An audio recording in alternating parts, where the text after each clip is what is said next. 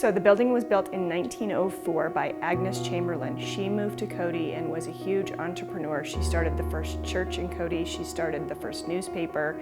She donated the land that is now the airport, and she started it as a boarding house. Cody, Wyoming was founded by Buffalo Bill Cody, and he is very notable internationally because of his Wild West show and all of his escalades that way.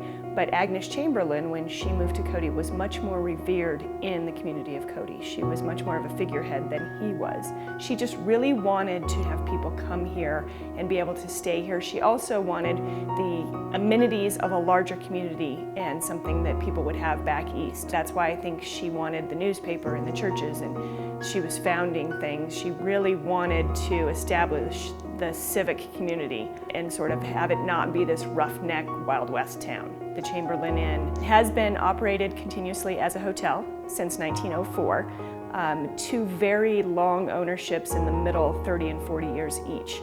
And then we bought it 9 years ago and completely gutted it and renovated it and then renamed it the Chamberlin Inn, sort of to pay tribute to Agnes Chamberlin. When we renovated it, we kept the original windows and the original doors and some of the things that really makes it feel like a historic building. We kept a lot of the tubs, we had them reporcelained. If some of the sinks were in the middle of the room, we left them there because that was sort of the nuances of the building before.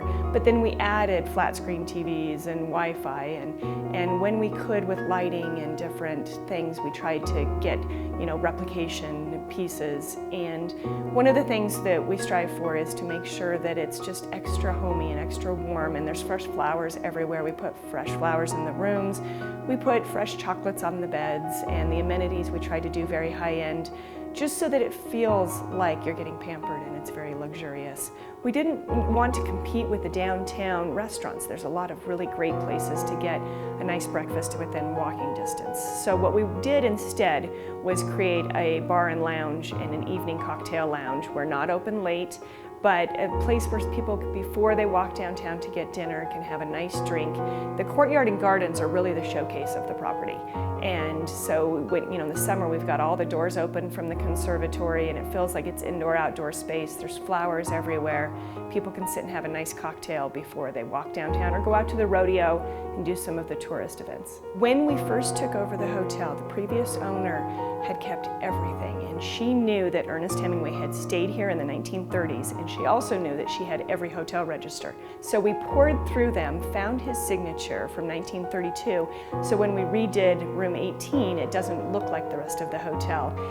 We wanted it to have a little more of a feel of tribute to him, and found out that he was finishing Death in the Afternoon and publishing short stories, and he loved fly fishing. So we learned a ton of information that we were able to now showcase in that suite, so people, when they come, they don't just stay where Ernest Hemingway slept.